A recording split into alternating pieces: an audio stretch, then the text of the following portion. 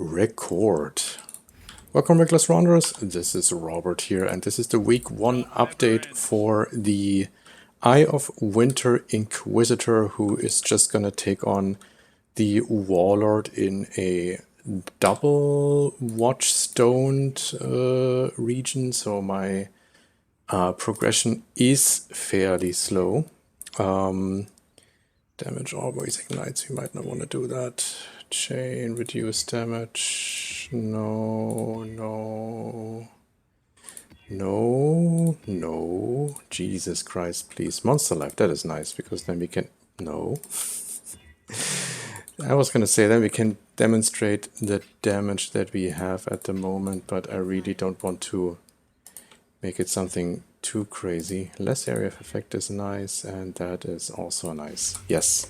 So we are level 89, and we made a bunch of changes. I'm gonna walk through the map, and then in the end, also we're gonna kill the conqueror, or at least try to kill the conqueror, and then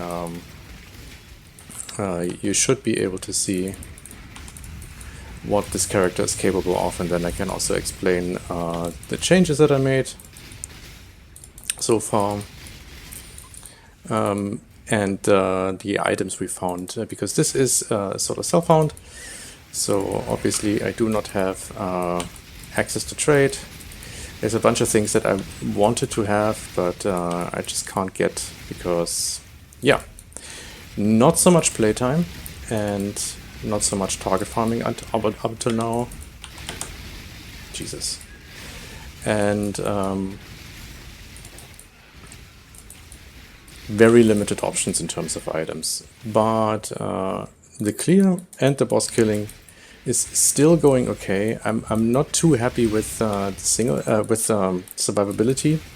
That's the thing where I'm currently struggling.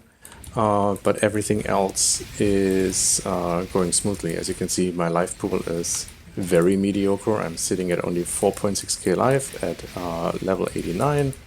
I should at this point have probably closer to 6 to 6.5k, and that is obviously partially the items, partially the skill tree.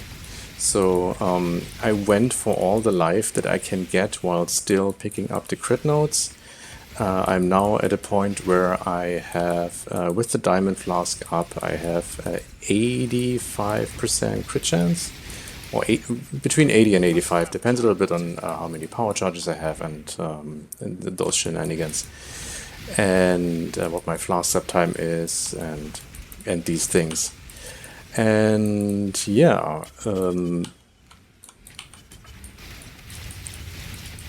I could probably spec out of a few crit multi-nodes and then walk to the Cyan life wheel, in which case I would be able to get more life this way, a lot more life actually.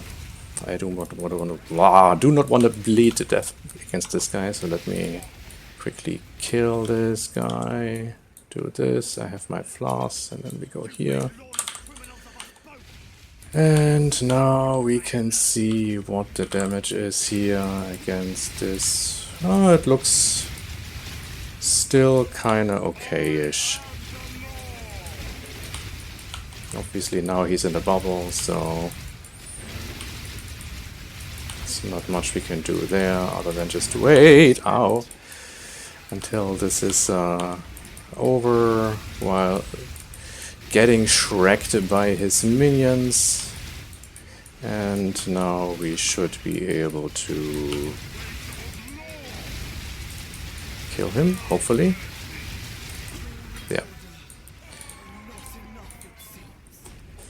Yeah, so this obviously could be a lot better, but it's still kind of, for solo self-found, I'm kind of happy with it.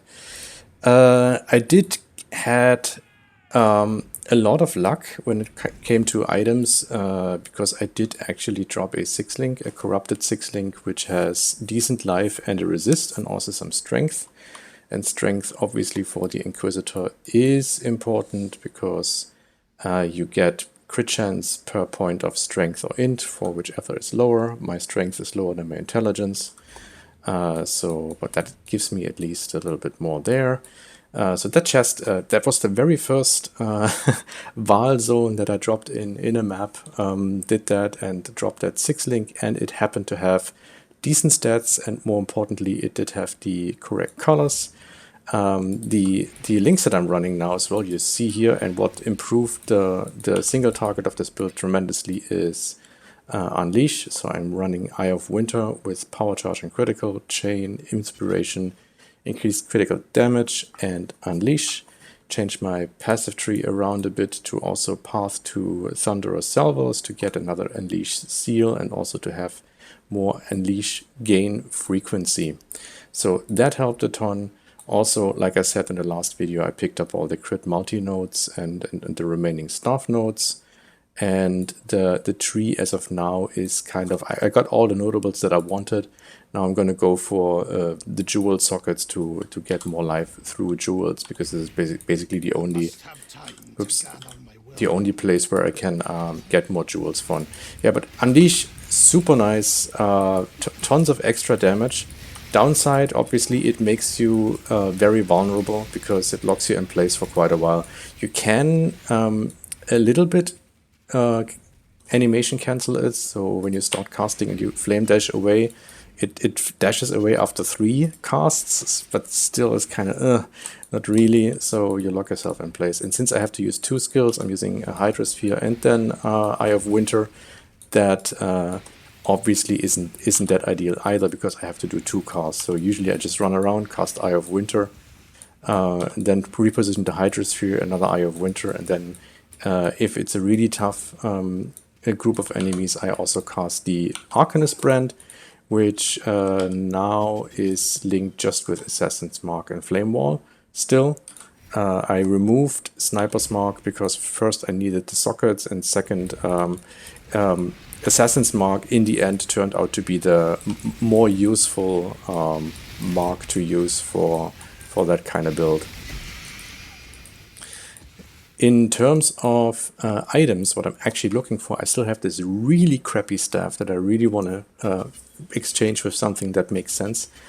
I do have a +2 cold staff in my inventory or in my chest, but the problem is it's obviously not linked, and I don't want to waste fusings on that. Instead of what I actually want to do now is find or farm a Sire of Shards, because a Sire of Shards gives you 4 additional projectiles without the damage penalty and up to 100% increased projectile damage, so that should up the damage quite significantly, and it should not have any drawback. Usually the drawback of Sire of Shards is that it fires projectiles in a Nova, but I mean, Eye of Winter is doing that anyway, so I don't think that's going to be much of a downside here. Oh my god, I'm getting absolutely obliterated by something here. So yeah.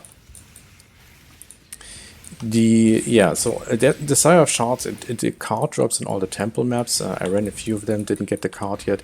Usually I drop a bunch of Sire of Shards within a league, but so far I haven't dropped any.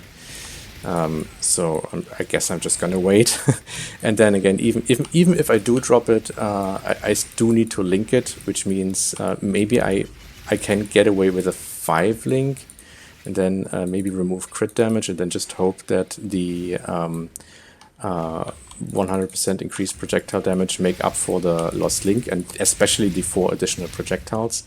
And then if I get a second Sire of Shards, I can basically keep a 5 link and then roll this, and then roll the second one to eventually get a 6 link.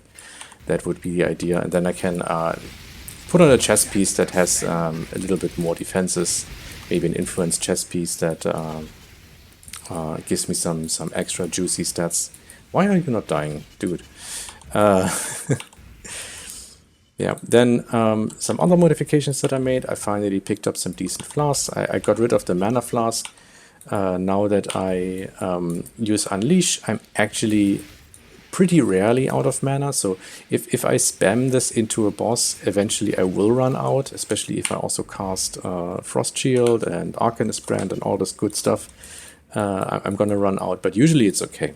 So what I use instead now is a flask setup where I don't have to do much in order to keep my flasks up 100% of the time if the map density allows it. So I'm not pressing the flasks here intentionally because I actually want to have them up for Gwennen. So what I have is I have one silver flask, which is my curse removal, which I need to recraft. So the increased effect, I don't really need that. I want increased duration on here or something or whatever. That's the only flask I'm actually pressing manually, and all the others are pressing themselves basically. So what happens is I activate my diamond flask, and the diamond flask re-triggers. I also need to change this. I need to put surgeons on there to give it more flask charges. The diamond flask will re-trigger itself after it ran out, and next to that I have my quicksilver, which gives me poison immunity. Diamond gives me wait, both of them give me poison immunity. What did I do there? Jesus. Okay, I'm gonna change that. One of them is gonna give me shock immunity. That's the one I wanted. And then the quicksilver is giving me poison immunity. And this one triggers when an adjacent flask is used. So basically I click this and then this triggers. And then I also have a sulfur flask which removes burning, which also triggers when an adjacent flask is used. So basically the idea is I click the diamond when I engage with a big pack, and then it basically activates all three. The diamond re-triggers once it runs out, and if I have surgeons on there, it's gonna be replenished by that time, which means it will re-trigger these two all the time. And then in Delve, this works really, really well. I really have to just click this thing once, and then it just keeps going. It's really, really nice. In terms of Expedition League, I'm not feeling the logbook drop chance buff at all, unfortunately. Whenever I see monsters have additional logbooks, I pretty much always use that first to make sure I get the logbooks. Oh great, there's a cannot die thing.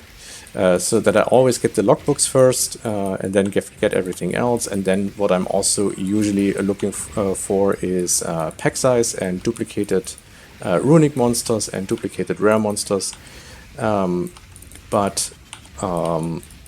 Yeah, I didn't get any logbook after the patch, and I only got 3 so far in total.